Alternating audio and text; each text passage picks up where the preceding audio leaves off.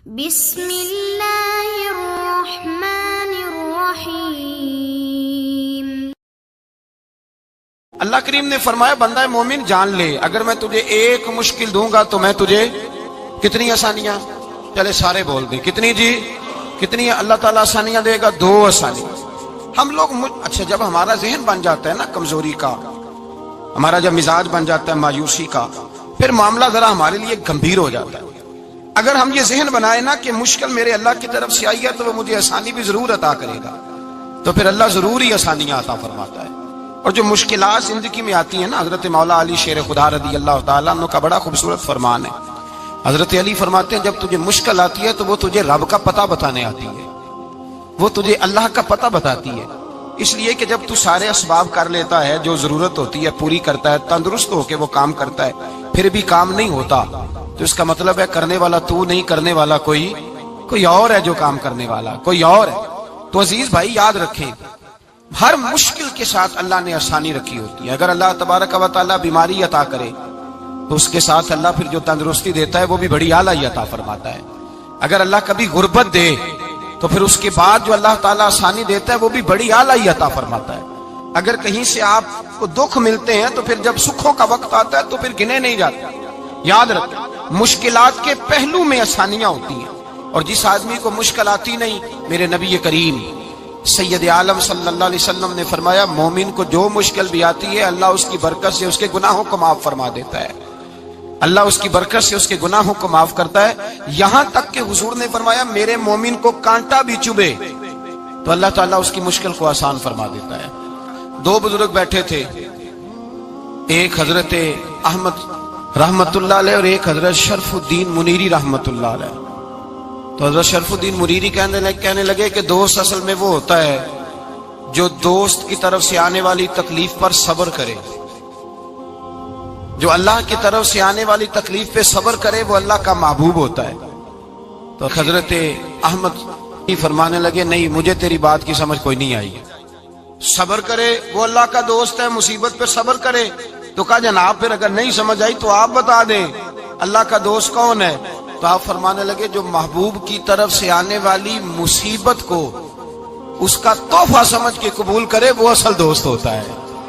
اس کا تحفہ سمجھ کے قبول کرے، اپنے رب کا تحفہ سمجھے، مالک کا تحفہ سمجھے کہ اس نے مجھے تحفہ دیا ہے، مجھے کسی مشکل میں ڈالا ہے۔ تو رب کریم بلا مثال و بلا تشبیہ سمجھانے کے لیے اللہ جب کسی کو مشکل میں ڈالتا ہے، کافروں کو تو اس نے موجیں کرائی ہوئی ہے، بڑی بڑی سہولتیں دی ہوئی ہیں، مشکل میں ڈب بھی ڈالتا ہے، اپنے نیک بندوں کو ہی ڈالتا ہے۔ نمرود اور فرعون کے پیروں میں کانٹا بھی نہیں چبھتا تھا، ان کو تکلیف نہیں آتی۔ تکلیف کسے آتی تھی؟ اللہ کے نیک بندوں کو تکلیف آتی تھی۔ حضرت رابعہ بصریہ جب تک زندہ رہی تب تک بیمار رہی، جس دن طبیعت ٹھیک ہوتی تو کہتی اے اللہ تو کہیں مجھ سے ناراض تو نہیں ہو گیا، تو کہیں ناراض تو نہیں مولا جب تو مجھے تکلیف دیتا ہے تو میں رو کے تیری عبادت کرتی ہوں، جب مجھے دکھ ہوتے ہیں تو میں سجدے میں تڑپتی ہوں، اور خدا بندہ اب تو میں سکھی ہوں، موج میں ہوں، مجھے رونا ہی نہیں آ رہا، تو خدا بندہ تو کہیں ناراض تو نہیں ہو گیا مجھ سے؟ دکھ تو اچھے ہوتے ہیں، دکھ تو پیارے ہوتے ہیں، اور دکھوں کے بعد جو اللہ آسانی دیتا ہے اس آسانی کا پھر کیا ہی کہنا۔ اس حضرت ایوب علی نبینا علیہ الصلوۃ والسلام بیمار رہے، 60 سال اللہ نے تندرستی دی۔ کتنے سال بولے؟ 60 سال، غور کرنا بات پر، 60 سال علیل رہے، پھر بیمار ہو گئے، 18 سال ہو گئے بیمار ہوئے۔ زوجہ کہنے لگی دعا کر لیں آپ کو اللہ صحت دے دے۔ ہمیں اگر کوئی بندہ پوچھ لینا کہ بھائی کبھی کوئی خاص بات تو سناؤ، تو ہم جو ساری زندگی سکھ کے ساتھ سوئے ہوتے ہیں وہ بات نہیں سناتے، وہ جو ایک رات درد سے نیند نہیں آتی اس رات کا قصہ سناتے ہیں، کہتے ہیں وہ میرے الٹے دانت میں درد تھا تو میں ساری رات سو نہیں سکا۔ او بھائی جو ساری زندگی سویا ہے اس کا تو ذکر نہیں کر رہا، اور ایک رات جو تجھے نیند نہیں آ رہی، کسی سے پوچھا جائے، ڈاکٹر کہتے ہیں 360 ہڈیاں ہوتی ہیں وجود میں، کسی سے پوچھا جائے نا تیرا کیا حال ہے تو 359 ہڈیوں کا ذکر نہیں کرتا، جس گھٹنے میں درد ہے اس کا ذکر کرتا ہے، کہتا ہے یہ گھٹنے میں بڑی درد ہے۔ او بھائی باقی 359 ٹھیک ہے نا، ان کی بھی تو کوئی بات سنانا۔ حضرت رابعہ بصریہ رحمت اللہ علیہ کے پڑوس میں ایک نوجوان رہتا تھا، آپ کے پڑوس میں، تو وہ جب جو محلے میں بچے رہتے ہیں نا گاؤں میں، ان کا پتہ ہوتا ہے، پڑوسی تھا تو 34-35 سال نوجوان کی عمر ہو گئی، کبھی بیمار نہیں ہوا۔ ایک دن اس کی طبیعت علیل ہوئی، سر میں درد ہوا تو اس نے پٹی باندھ لی سرخ رنگ کی، باہر نکل کے آیا۔ حضرت رابعہ بصری علیہ رحمہ نے دیکھا تو فرمانے لگے بیٹے خیر ہے؟ لگا جی اماں جی سر میں بڑی درد ہے۔ آپ فرمانے لگے کتنی عمر ہو گئی؟ کہنے لگا 34-35 سال۔ فرمانے لگے پہلے تو کبھی درد نہیں نہ ہوئی؟ کہا نہیں اماں جی آج ہی ہوئی ہے۔ تو آپ فرمانے لگے 34 سال اللہ نے صحت دی ہے، تو نے شکر کی ایک پٹی بھی نہیں باندھی، اور آج درد ہوئی ہے تو شکوے کی پٹی تو نے فوراً ہی باندھ لی ہے، کوئی شکر کی پٹی بھی باندھنی چاہیے۔ حضرت ایوب 18 سال بیمار رہے، زوجہ کہنے لگی دعا کر لو، تو آپ فرمانے لگے بی بی سے کہ صحت کتنی دیر رہی؟ اس نے کہا 60 سال۔ تو آپ فرمانے لگے ذرا بیماری کو بھی 60 سال گزر لینے دو، پھر دعا بھی کر لیں گے۔ یہ دعا کی، اللہ یہ لفظ کہے، اللہ نے صحت دے دی، تندرستی آ گئی۔ ایک دن گھر میں بیٹھے بیٹھے زوجہ کہنے لگی کہ ایوب یہ بتاؤ دکھ اچھے کہ سکھ؟ آپ فرمانے لگے سارے دن ہی اللہ کے ہیں، پر دکھ بڑے اچھے تھے، مجھ سے پوچھو تو دکھ بڑے اچھے تھے۔ کہا کس طرح؟ تو حضرت ایوب فرمانے لگے جب میں بیمار تھا تو 24 گھنٹے میں ایک دفعہ میرا رب میرا حال پوچھا کرتا تھا، ایک دفعہ میرا اللہ پوچھتا تھا ایوب تیرا حال کیا ہے؟ فرماتے ہیں 12 گھنٹے تو لذت ہی رہتی تھی کہ میرے رب نے میرا حال پوچھ لیا، اور اگلے 12 گھنٹے میں انتظار کرتا تھا مالک حال دوبارہ کب پوچھے گا۔ فرمانے لگے اب صحت تو ہو گئی ہے، پر اب میرا رب میرا حال تو نہیں نہ پوچھتا۔ بھائی مشکلات جو ہوتی ہیں وہ تو تجھے سجا دیتی ہیں، سوار دیتی ہیں، تجھے یاد آتا ہے کوئی اپنا، جب تجھے درد ہوتی ہے نا، تکلیف ہوتی ہے، پھر تیرا دل کرتا ہے کوئی کندھا ملے جہاں میں سر رکھ کے رہوں۔ پھر اسی لیے تو کسی درویش سے کسی نے پوچھا تھا اپنا کون ہوتا ہے؟ تو کہا جو تجھے دکھ کے وقت یاد آئے وہ تیرا اپنا ہے، جو تجھے عین آزمائش کے وقت یاد آئے اور تجھے اس کا نمبر فوراً تیرے موبائل پہ چلنے لگے وہ تیرا اپنا سجن ہے، جس کو تو دکھ کے وقت یاد کرے۔ تو بھائی مشکلات کے بعد جو اللہ آسانی دیتا ہے، حضرت ابراہیم کو آگ میں بھی پھینکا گیا، حضرت ابراہیم علیہ السلام کو ستایا بھی گیا، نکالا بھی گیا، لیکن جب ان مشکلات سے گزرے تو میرا رب فرماتا ہے وَإِذِ ابْتَلَىٰ إِبْرَاهِيمَ رَبُّهُ بِكَلِمَاتٍ فَأَتَمَّهُنَّ قَالَ إِنِّي جَاعِلُكَ لِلنَّاسِ إِمَامًا۔ کہا جب ابراہیم پورے اترے تو پھر ہم نے انہیں امام بنا دیا۔ یا اللہ کس طرح کی امامت دی؟ فرمایا میں نے اتنی اعلیٰ شان عطا کی ہے کہ اپنے لاڈلے رسول کو جناب ابراہیم کی نسل میں پیدا فرما دیا ہے، میں نے مصطفیٰ کو ان کی نسل میں پیدا کر دیا، قیامت تک کے لیے ان کا وقار بڑھا دیا۔ اللہم صلی علی محمد وعلی آل محمد کما صلیت علی ابراہیم وعلی آل ابراہیم، ان کی عظمت بڑھا دی، اس لیے کہ جب وہ آزمائش سے گزر کر کے آئے پھر جو آسانی دی۔ میرے نبی پاک صلی اللہ علیہ وسلم نے دین ابراہیمی کی بہت ساری چیزوں کو رکھا، کہا میں ملت ابراہیمی پہ ہوں۔ جب کوئی مشکلات کو عبور کر کے آتا ہے، جب کوئی تکلیفیں سہ کر کے آتا ہے، اس کے لیے جو اجر ہوتا ہے، اس کے لیے جو پھر اللہ کتنی ذرا بڑی توجہ کیجئے گا۔ لوگ سمجھتے ہیں فلاں آدمی مشکل میں ہے تو شاید مشکل میں ہی رہے گا، فلاں آزمائش میں ہے تو شاید میرا اللہ فرماتا ہے ایک مشکل دے کے میں 2 آسانیاں بھی دوں گا۔ تم مشکل دیکھ رہے ہو، مشکل نہ دیکھو، وہ جو اس کو بعد میں آسانی آنے والی ہے، اور ڈبل جو میں اس پر نعمت کرنے والا ہوں اس کو دیکھو۔ حضرت یوسف کو بھائیوں نے کنویں میں ڈال دیا تھا، اور جب کنویں سے نکلے تو مصر کے بازاروں میں بکے، اور پھر زلیخا نے الزام لگایا تو حالات بگڑ گئے، حضرت یوسف کو جیل جانا پڑا۔ کتنی کٹھن زندگی تھی، لیکن میرے مالک کو کچھ اور ہی منظور تھا۔ کنویں میں گرنے والے، بازار میں بکنے والے، جیل میں جانے والے، الزام لینے والے جناب یوسف کو رب کریم نے اسی مصر کا بادشاہ بنا دیا، اللہ پاک نے اسی مصر کا حکمران بنا دیا۔ یاری تیری سونا پر ازمیشاں تیریاں اگ، اے سونا پرکھیا جامدائی پہلو نال اگاں دے لگ، اس کے لیے تھوڑا سا جتن کرنا پڑتا، تھوڑے کٹھن حالات سے گزرنا پڑتا، تھوڑی آزمائشوں کا روپ دیکھنا پڑتا۔ ہم چاہتے ہیں کہ ہمیں چھیڑے کوئی نہ کوئی تکلیف نہ آئے، کوئی آزمائش، یہ ہو نہیں سکتا میرے بھائی، نامی کوئی بغیر مشقت نہیں ہوا، 100 بار جب عقیق کٹا تب جا کر نگی ہوا۔ ہم چاہتے ہیں کہ ہمیں کچھ بھی دقت نہ آئے، مشکلات نہ آئے، اور مشکلات تو انسان کو سنوارتی ہیں بھائی، وہ تو نکھارتی ہیں۔ کبھی پوچھا کرو جا کر کے کسی گندم کے دانے سے کہ تو کہاں سے ہو کے آیا ہے، کہاں کہاں سے نکل کے آیا ہے تو وہ بتلائے گا کہ بڑے مشکل مراحل سے گزرا ہوں اور پھر اللہ نے مجھے طاقت دی ہے کہ میں انسان کے وجود کا حصہ بناؤں. تو بھائی کٹھن مراحل، آزمائشیں، تکلیفیں یہ انسان کو بڑا انسان بنا دیتی، یہ اس کے لیے ترقیوں کا پیش خیمہ ہوتی. ہمارے جوان پریشان ہو جاتے ہیں، عورتیں خاص کر کے اس بات پہ توجہ کریں، وہ بڑی جلدی غم لے جاتی ہیں. وہ کہتی ہیں جانے میرا کچھ ہوگا ہی نہیں، جانے میرا کچھ ہو ہی نہیں سکتا. میرے بھائی درجنوں اور بیسیوں لوگ ایسے ہیں جن کی اولادیں نہیں تھی لیکن نام ان کا ان سے بھی زیادہ ہے جو بڑے بڑے صاحب اولاد. حضرت عبداللہ مزنی حضور کے غلام تھے، قبیلہ مزن کے رہنے والے. والد فوت ہو گئے، چچا نے پالا تھا، اسلام قبول کر لیا. چچا اسلام کا بڑا دشمن ہے، حضور کا نام آئے تو جلال کرتا، حسد اور بغض میں جل جاتا، بڑی اسلام کے ساتھ دشمنی اور عناد رکھتا ہے. حضرت عبداللہ کہتے ہیں پہلے تو میں عشق رسالت کو دباتا رہا، پھر یہ چنگاری شعلہ بن گئی، پھر کہ یہ ہلکا سا جذبہ سمندر اور صحرا کا روپ دھار گیا. فرماتے ہیں ماں تھی اور میں تھا، میں گیا جا کے چچا سے کہا میں نہیں رہ سکتا. کہاں جائے گا؟ تو میں نے دھیمے لہجے میں کہا میں مدینے جاؤں گا، اب میں رسول اللہ کے مدینے جاؤں گا، اب میرا گزارا نہیں ہوتا، اب میں جاؤں گا. کہتے ہیں چچا کہنے لگا اچھا تو وہاں جائے گا؟ تجھے میں نے پالا، میں نے پوسا، وہ مکان میں نے تجھے بنا کے دیا، تیری جیب میں جو پیسے ہیں میرے دیے ہوئے ہیں. کہتے ہیں میں نے کہا چچا میں سارا کچھ سوچ کے آیا ہوں، مکان بھی تو رکھ لے، پیسے بھی رکھ لے. کہتے ہیں اس نے ہر چیز رکھوا لی. جب پلٹنے لگا تو چچا کہنے لگا جو کپڑے تو نے پہنے ہیں یہ بھی میں نے خرید کے دیے تھے. حضرت عبداللہ فرماتے ہیں میں نے وہ کپڑے بھی اتار کے دیے. برہنہ حالت میں ماں کے پاس گیا اور میں نے کہا اماں میں پہلے بھی تو ننگا پیدا ہوا تھا، تو نے ہی کپڑے پہنائے تھے، میرا پھر بدن ننگا ہو گیا ہے، کپڑے دے دے. کہتے ہیں 2 بیبیوں والے کپڑے اماں نے دیے، ایک میں نے تامت باندھ لی، دوسرا اوڑھ لیا اور مدینے پہنچا.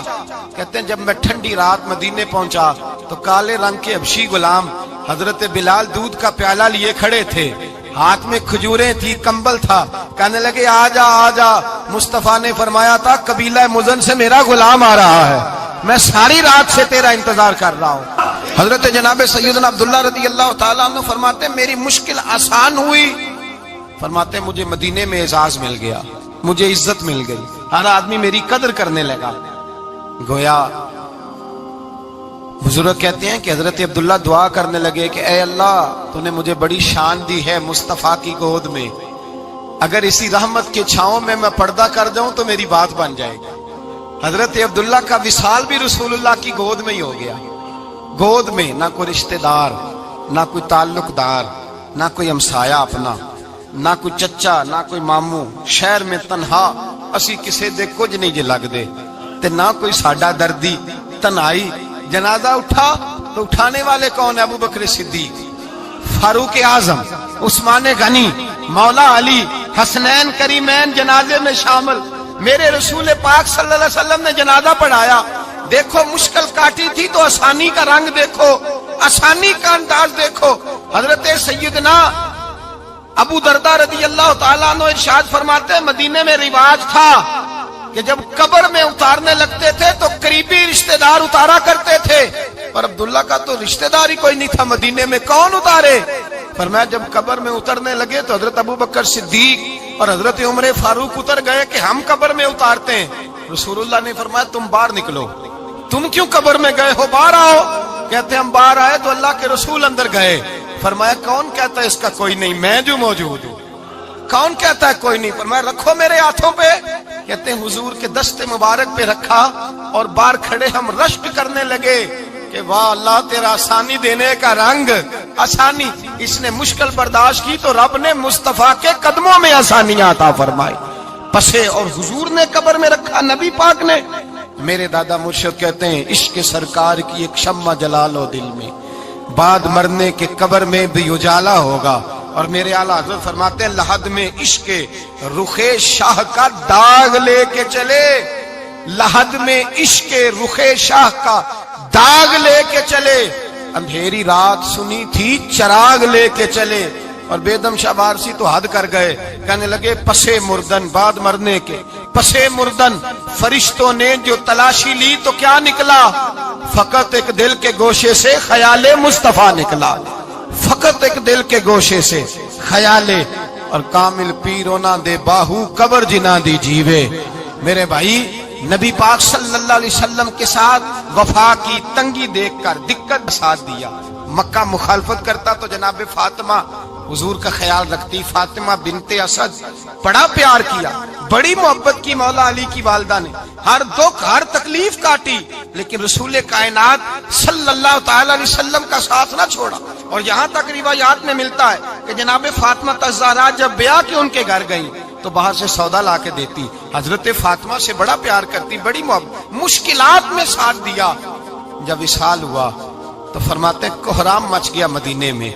लोग मिन्नतें करते थे कि हुजूर का एक बाल मिल जाए तो कब्र में बख्शिश का सामान हो जाएगा। रसूल पाक ने फरमाया जब जनाब अली की वालदा को गुस्ल दे लो तो कफन पहनाने से पहले मेरे पास आना।